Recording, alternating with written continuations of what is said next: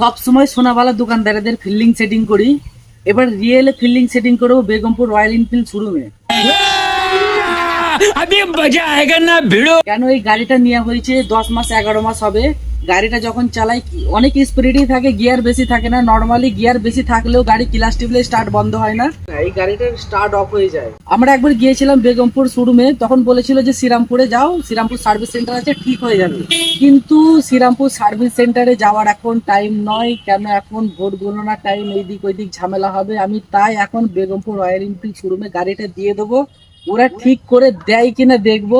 এখন 11টা বাজে, এখনই বেরিয়ে পড়েছি। বেশি সকালে আসিনি, কেন বেশি সকালবেলায় শোরুম খোলে না, 10টা 10:30টার সময় খোলে। চলো ফাইনালি শোরুমে চলে এসেছি, গাড়িটা রাস্তার ধারে রেখে দিচ্ছি। আগে শোরুমে যাই, গিয়ে জিজ্ঞাসা করি যে এখানে ঠিক করে দেয় কিনা। এরা বললো যে এখান থেকেই ঠিক করে দেবো, 5 তারিখে গাড়িটা দিয়ে যাবে। এর আগের বারে যখন এসেছিল তখন বলেছিল শ্রীরামপুর সার্ভিস সেন্টারে ঠিক হয়, এখানে ঠিক হয় না, তোমাকে শ্রীরামপুর সার্ভিস সেন্টারে গাড়িটা নিয়ে যেতে হবে ঠিক করাতে।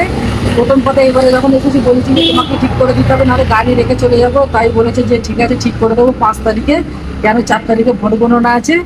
আজকে গাড়িটা নিয়ে চলে যাচ্ছি, কেন আজকে গাড়িটা যদি রেখে যায় আজকে দিনটা কালকের দিনটা ফালতু থাকবে, তাই আমি পরশু দিনকে গাড়িটা দিয়ে চলে যাবো ঠিক করে দিকে এরা বলেছে।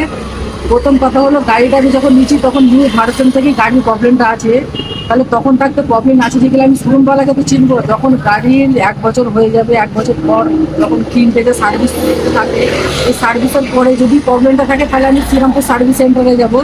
আর এখন গাড়ির সার্ভিস 3টে আছে, অ্যাকচুয়ালি 2টো আছে, আর যা প্রবলেম হবে আমি তো এই শোরুমই তো আসবো না। চলো আজকে গাড়িটা নিয়ে চলে যাই, 5 তারিখে আসবো, চলো ঠিক করে দেয় কিনা তখনই দেখা যাবে।